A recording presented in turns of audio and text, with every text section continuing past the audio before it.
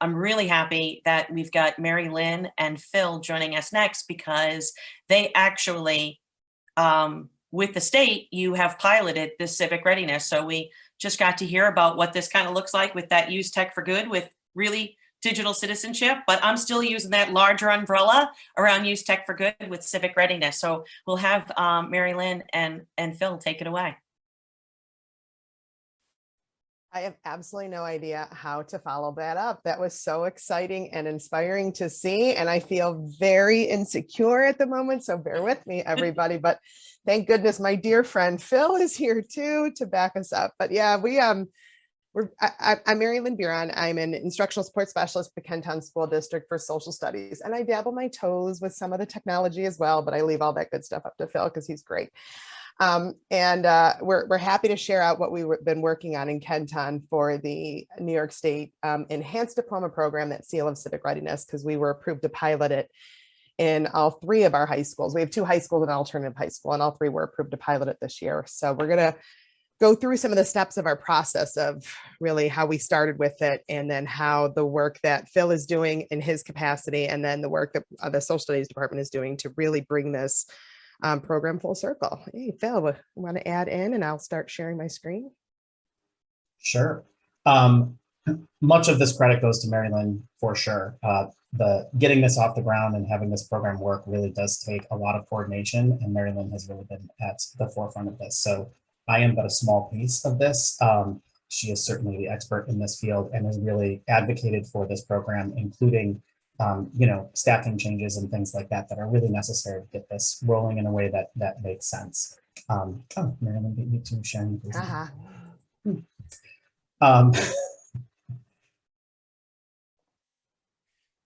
And I think that, as I'm sure Mary Lynn will talk about, one of the exciting parts about this is just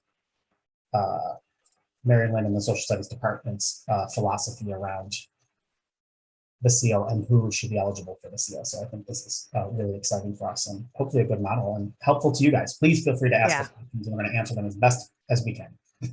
Yeah, that's absolutely it.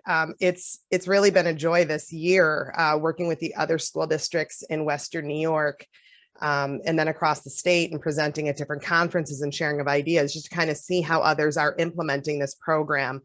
And as Phil mentioned, I'm a tend to go big kind of person, and I was like, oh, we could do all of this, and then implementing it became quite a journey this year. But I was really pleased, and the fact that I'm still able to breathe and make it through, because we're done. Like, we finished our first year, we've awarded our seals. We've had students graduate with will be graduating with the Seal of Civic Readiness in all 3 of our high schools, and that was really it. My hope was, let's get one kid through, and we've got almost 100 total between our 3 schools. So I'm just absolutely thrilled with that. And again, we're going to run you through the process. I can't see the chat or anything. Oh, maybe I can, but and Phil, you know me, I could talk on this for hours. So stop me at any point, and I tend to talk fast. So bear with me, everybody. And I wanted to take a step back because I wasn't sure what our participants' awareness was of the program. So I just wanted to throw a quick slide in there. And I love that all of these are in the DIGCIT logo for today, because that really became part of our foundation of helping create the Kenton School Civic Readiness Program. But these are words right from the New York State Manual on the Seal of Civic Readiness. And it's our job as public educators, of course, to prepare those citizens for what they're going to do outside of high school. And this is one of the slides right from my presentation with all the juniors and seniors who have seen this over the last year. And it's their job to use those skills, that knowledge, the skills, the mindsets and decisions, and take actions for themselves, of course, all of that. And it's our job as a school district to provide those opportunities, to help them develop those skills, to show them all those different opportunities. And really, what I've been most proud of in our Kenton program is having it available to any student who's willing to try for this, for all students. This wasn't just a program that was embedded in one class or one club or one project. This truly was introduced to every single student, and like our student population and like our citizenry and how diverse we are, our program should be diverse. So every student's path towards the Seal of Civic Readiness could be different. And we have students of all different learning levels and students of all different backgrounds earning the seal this year. And we're really proud of that work, and proud that students who might not have the highest GPA, but do a lot of great commitment to service and projects and a lot of great, other skills and mindsets are able to earn this seal. And the people on our committee, when we worked through this program and kind of identifying those points last year, really, again, wanted to make sure every student, our alternative high school students getting the seal, as well as our advanced placement and international baccalaureate students getting the seal as well. All right, so I did share the presentation. It is embedded with a bunch of links that will go through everything. I'm not going to open all of those links, but I wanted you to have them just so you can kind of see what we were developing. And really, part of this, as Phil mentioned, was getting support from our administration. Because I'm a full-time support specialist for social studies, I was really able to live and breathe the manual and spend a lot of time while the state was working on the program, pre-pandemic, really understand what were the different components, what were the benefits to the school, what's the benefits to the candidates, and how can Kenton bring this in. And it really, I've been in Kenton for over 20 years. I live in Kenton and I was a student here as well. So I knew our district was ready to offer this program, and our social studies department, not just our social studies department, but our department was ready to go running with this. So it was really, upselling it to our director for curriculum, who Lisa Cross has been a fantastic champion of this work as well, getting our principals on board for the work that was going to happen. And then really, when they saw some of the outcomes, how that did help create positions in our district and give teachers more time to implement this program because they saw it. And really, as you can see on the left side, here's where it sells for our principals. Not only, of course, is it an enhanced diploma opportunity, it's an designation on our students' transcripts and their diploma. It is also a 4+1 pathway for some of those students who, if they ever sit for a social studies Regents exam again in New York, if they struggle with those Regents exams, this could offer a 4+1 pathway for graduation in New York State as well. But it does increase. And this is the thing I really wanted to sell to our principals, because they're like, oh, this sounds good, Mary Lynn, but I hate to say it, civic readiness should intrinsically be, of course, important, but they need to hear the numbers. They need to hear what's in it for us, and why should we give an extra class to a teacher just to focus on facilitating this program in our high schools. And it came down to, this is going to increase the weighting for students on our school data report cards. So it really kind of helped to give, yes, of course, the internal benefits. And that's why I wanted to start with, this outreach in our community, this building, this culture of civic readiness in our buildings. And then what are the other things? And for the last couple of weeks, my colleagues have been teasing me. I've been walking around all of our high schools wearing the actual medals that we are awarding to our seniors, because I want them to see the medal. I want the kids to see, oh yes, I'm doing all of these great projects. I'm making all of these incredible choices over the course of 4 years.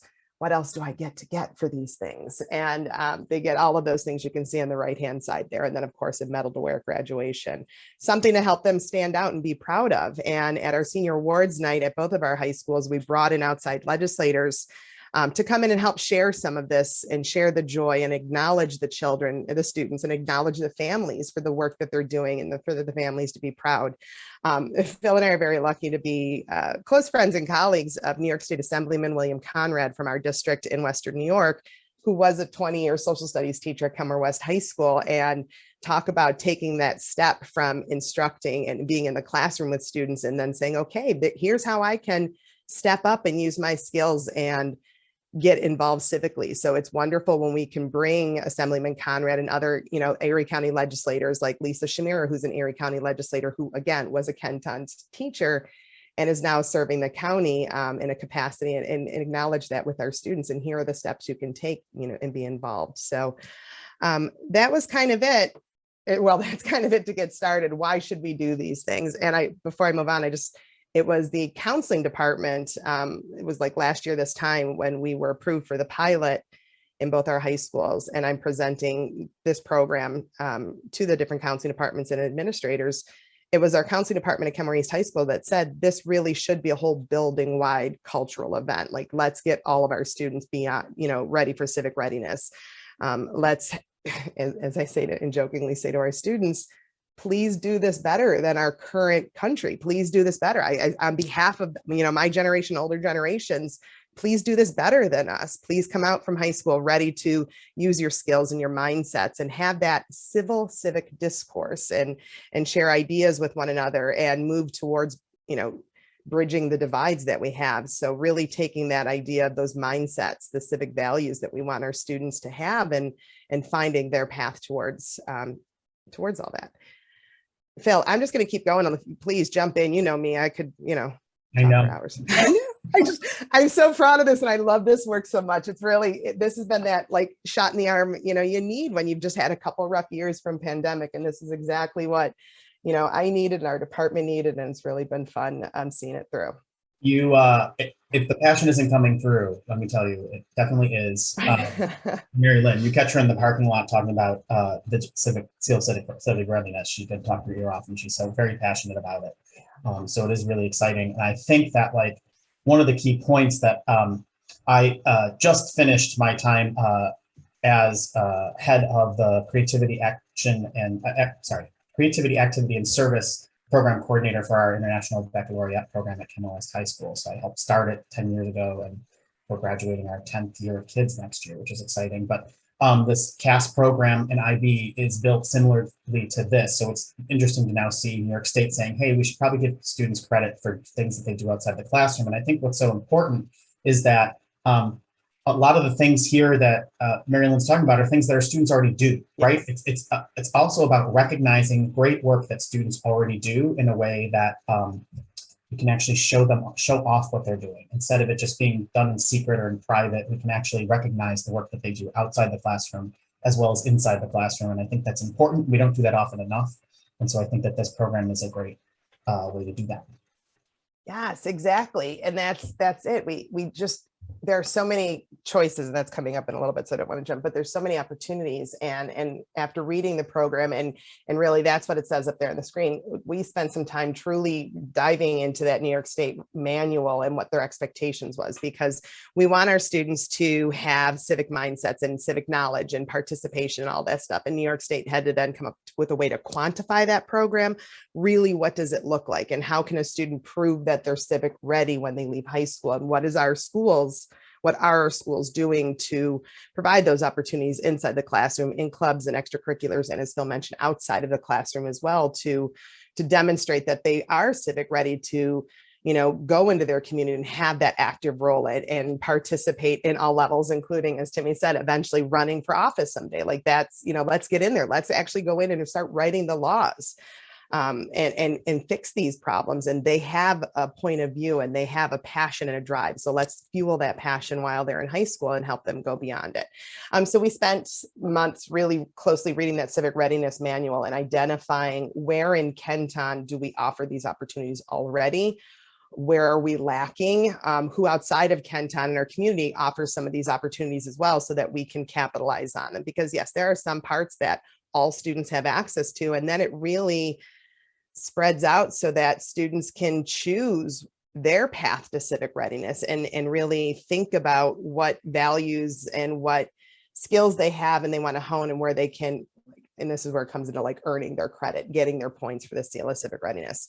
So that was kind of our work a little bit last summer, is really going closely into the manual and then identifying in Kenton who would get this seal of civic readiness, what students would have this. And we spent some time talking to our previous senior class and like interviewing them, because we're coming at it from an adult point of view. And it was really important to get the students' point of view. And truly, just even last week, as students are asking questions and learning about this, they're identifying, oh, I work on this activity, or I participate with this group. Should this count towards civic readiness? And I'm like, absolutely. So tell me why. And it's really been a whole, not just a teacher-led opportunity, or even, a support specialist-led thing. The students have been helping us to grow this program as well. So it's really a whole district-wide opportunity. Okay. So please sorry. go. I do want to point out, and you may be noticing this, like we are the reverse of Lakeshore. So Lakeshore has this immense DIGCIT program built already, right? Like we are a little behind. No offense, Kenton people, if you're watching right now, but we are a little behind in our DIGCIT like rollout. We've been rolling it out slowly over the last year. We've been really working hard at it, getting teachers to find places. Mary Lynn and I had a big sit down with our with some trainers from NICE-Gate, just talking about how we integrated into our different topics. So we are kind of reverse engineering. We're taking stuff that we already have, and now we're continuing to infuse more digital citizenship into the program. So we would love to be more like Lakeshore for sure and have some more of those opportunities for our students. So, you know, for those of you who are in New York State who are like, oh, we don't do any of this DIGCIT stuff as big as Lakeshore does. We don't either. And as much as we would like to, and we want to, we do have teachers. I don't want to say that we don't do it, but we do have teachers who do it, but it's not as widespread and such a big initiative as you guys have had. And so we are, you know, like Marilyn said, looking where are the gaps. And so we're finding those gaps and trying to fill those gaps. Like, what are those gaps? How do we get students to get there from 9th grade to 12th grade? How do we make sure that we're filling those gaps and giving students those opportunities that that were not previously available? And so it's kind of a good way to sort of push us further into digital citizenship and those ideas, and include more of those ideas across the curriculum, and not just in the social studies classroom, and not just in the computer class, and not just in middle school technology, but what is every single department doing to contribute towards making our students better citizens online? And, you know, like, I don't know, to me, it's not just about being a good digital citizen, it's about being a citizen, right? Like, I think the civic readiness and digital, it's just about being a citizen. And I think that in elementary school, I'm on a soapbox all of a sudden, I don't know from here, but you know, we teach our students in elementary school, like, how to behave and how to open the door for someone, and how to participate, how to appreciate other cultures, how to do all those things that are just being a good citizen. And technology is just another layer to that. I think the minute we get out of our teachers' heads from thinking that DIGCIT means digital technology and that it's separate from the citizenship piece, that this is citizenship. It is. How I talk to someone online, that's citizenship in general. And I think that that's really important for people to remember. And I think it eases the transition in. It doesn't seem like such a big deal. Well, I always taught this in my classroom. I always taught students how to treat each other well and things like that. Well, now treating each other well includes what I type online to someone else. It includes how I interact with other people. It includes an appreciation of other cultures online as well as in person. Sorry. No, I love that. And I'm going to take that one step further and bring it back to that, one of those civic skills too. It's how I consume information and then use that information and share that information, how I consume information to build my own knowledge base. And that's really a lot of this part, especially the social studies aspect. As we as a department, we're working really in the last 4 or 5 years with Sam Einstein's work on, you know, reading and thinking like a historian, and how we look at information and analyze that, and how we look for reliability and bias and all of those great, you know, document analysis skills in social studies. And that goes into civic readiness as well. And again, it's easy to, oh, I saw this on the internet, I'm going to reshare this, it must be true, or I'm going to take one part of a quote and I'm going to take it out of context. It's taking all those skills that are embedded in social studies class, but then showing how those skills are so needed outside of course high school. We need adults to do these things better. We need news sources to do these things better, and not have just biased information or untrue information or, oh, fake news and all that wonderful stuff. But what are we doing to prepare our students so that they're not just taking someone else's word for it? What are they doing to look at that information and understand reliability and bias? And as Phil mentioned, this is bigger than just social studies. It's as we grow our program and as more of our departments are aware of it, we're identifying where students in again, not every classroom, this isn't everybody's doing this entire thing, but different classroom in different parts. So all of our students can earn the seal of civic readiness in different ways. And Phil just reminded me, I was meeting with one of the librarians at one of our high schools just a few months ago, and she was explaining how she was doing a digital citizenship lessons and consuming of information, and, you know, looking at different resources and for issues. And she was doing this in conjunction with an English class, an English 9 class at Kenmore West High School. And I said, well, explain to me what you're doing in this project. Tell me about it. And as she's going through the different research components they were doing and the different skills they were learning, and then the students got to pick a project, like how were they going to show their knowledge? What were they going to do? Were they going to do a research paper? Were they going to do a debate? Were they go, you know, they had all these different options. I said, well, this project, these students who complete this project, if we can work on a rubric together to grade this project would count for seal of civic readiness in 9th grade. And it wasn't a social studies class, and I didn't think that personally. It was incredible work that was being done that was feeding our civic readiness of our students in a 9th grade English class in conjunction with our library media specialist. So again, as we built awareness, and I should say continue to build awareness of this program, we're able to identify all these great projects and great work and lessons and activities that are happening in our art classes and our music classes and our social studies classes that are helped to create that well-rounded citizen. There's a bunch of different links on this page that, again, you can go to later. This is a lot of the work that we spent this year developing, and of course they're still tweaking as we move into year 2 for this. We were just approved 2 weeks ago. We just found out from New York State that we were approved to continue offering the program after our first pilot year, and continue at our high schools next year. So again, if you're not super familiar with the program, that chart in the upper corner there is really what New York State does to quantify who should earn the seal of civic readiness. And students have to demonstrate that they've, over the course of 4 years in high school, earned civic knowledge points and shown that they have civic knowledge, as well as have some points in civic participation. And we went through our own handbook and really went through each of those components to identify, do we offer these things? If we don't, where else could our students find these things? But as Phil mentioned, this also is showing us where can we start implementing these programs? And we've already had teachers and clubs kind of tweaking some of the work that they're doing so that they're using the language of the civic readiness program in their course, in their elective, in their projects, in their clubs. So it's really building that awareness and that vocabulary whole building wide. The left side, yeah, they have to know some stuff. As I say to students, you got to show that you know some stuff. And we in Kenton, we're an IB International Baccalaureate district, as well as offer a slew of advanced placement classes. I mean, there's a reason I've lived in Kenton my whole life, and my children are going to Kenton schools because just the vast amount of opportunities our students have with the different programs, not just academic, but the different programs that they have.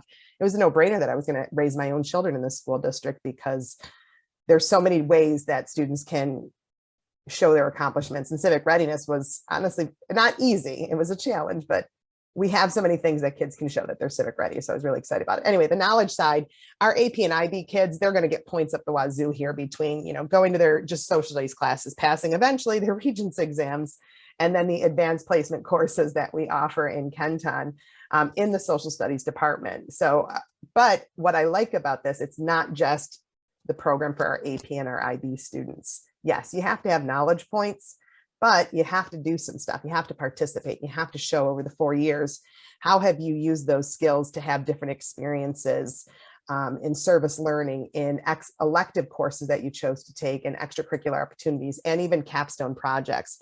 Nicole Pauley, who is a social studies teacher at Kenmore East High School, is helping on this committee, and she really championed, like, it was incredible. I went to it earlier this year. She started a middle school capstone project in both of our middle schools that feed into our high school, so that I think it was, oh gosh, between the two middle schools, probably about 50 students throughout the course of the year worked on a middle school research capstone project where they identified issues that were important to them, you know, a social issue, a problem in their local community, or they did the research, they looked at the laws, they looked at court cases. It was almost what we would call our senior year research paper. They did it as a project as 7th graders in our middle schools.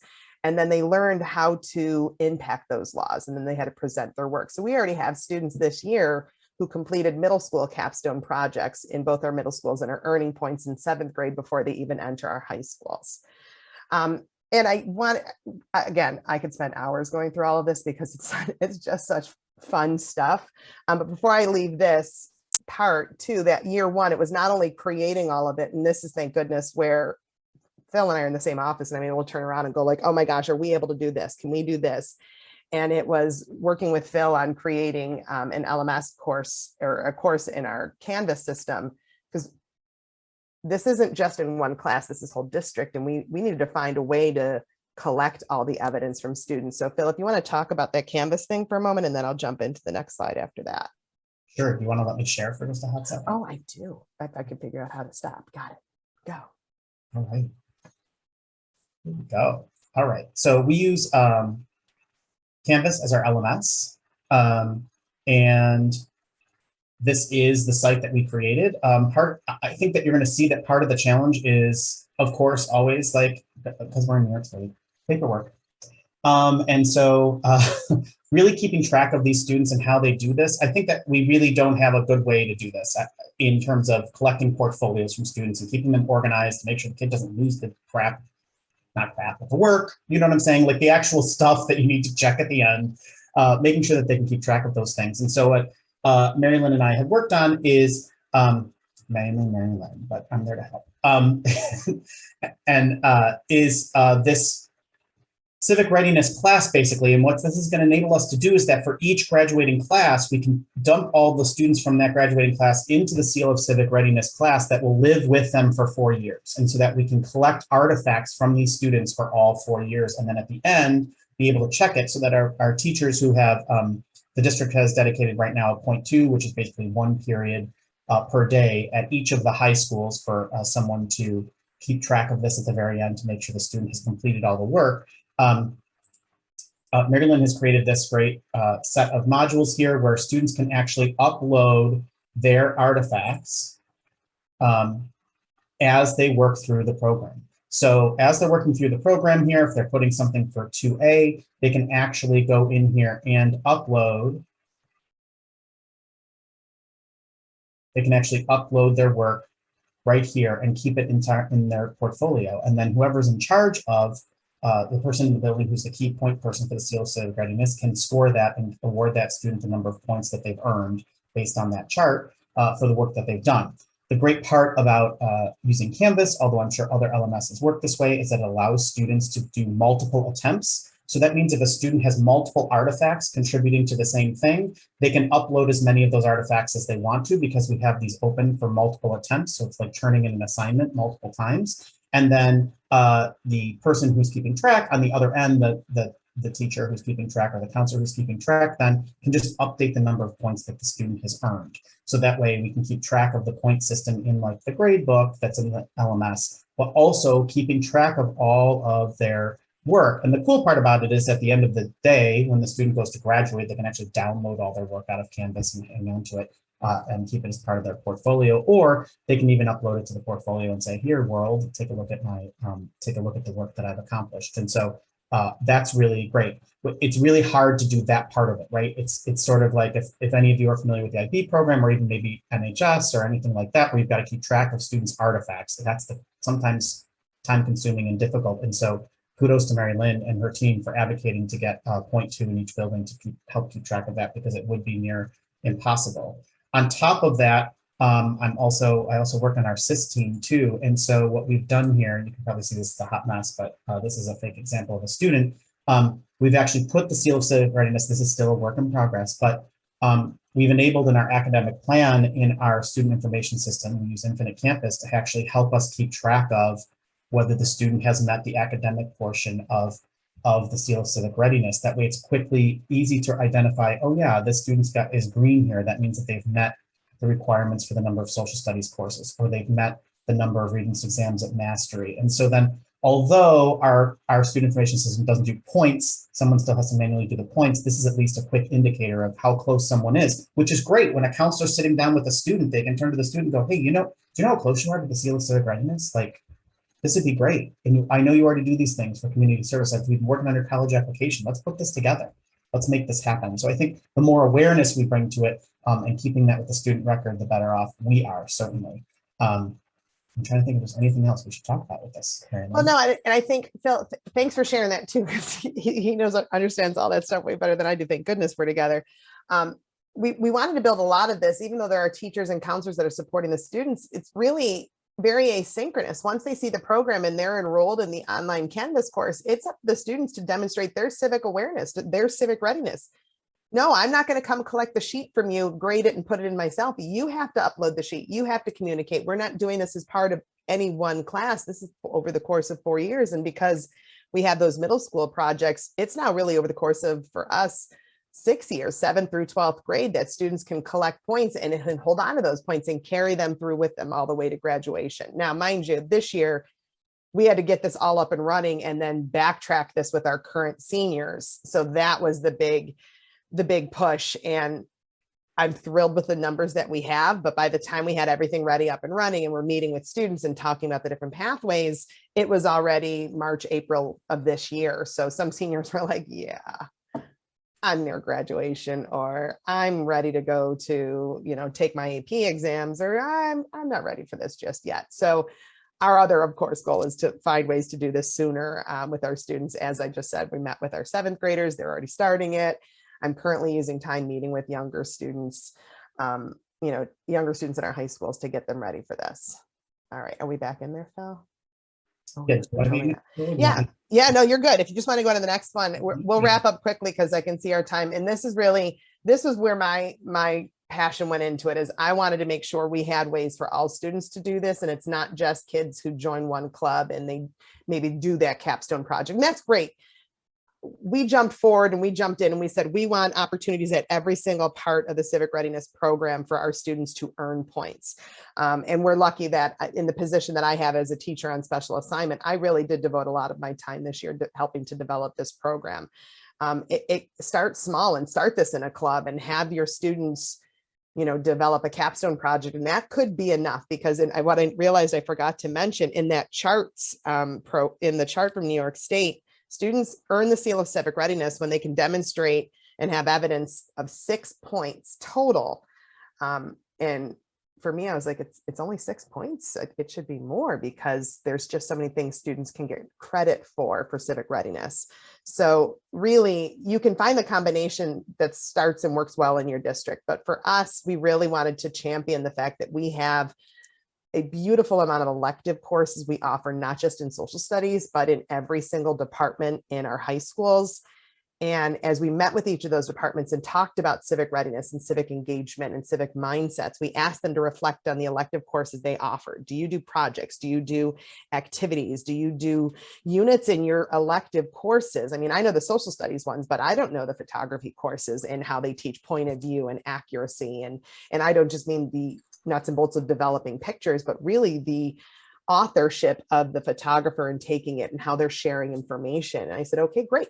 That's a perfect example of how your photography class is teaching civic readiness, and how your world languages class and your journalism class and your public speaking course. So we went through our entire catalog of electives in every single department and identified over 50 electives that students could take. And then once they reflect on how that course helped them build their civic readiness, they would earn that ½ a point for an elective course.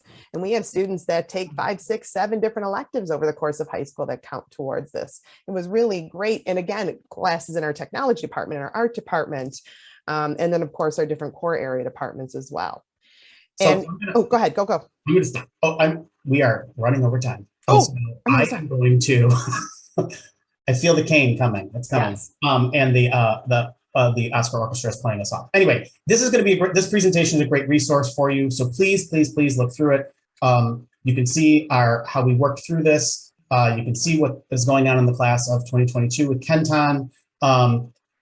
Digital organization is really tough. That's the hardest part for us right now. We're going to work on the most here now that we have the program established. Please feel free to reach out to the two of us if you have any questions. We'd be more than happy to help out with any way we can. So sorry about going over.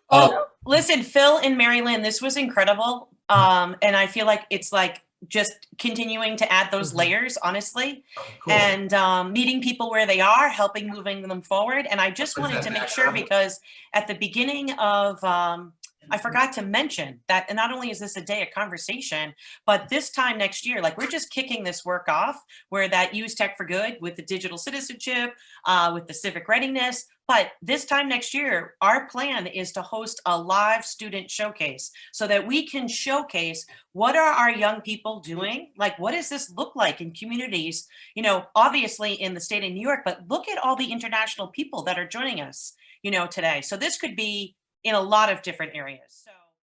So.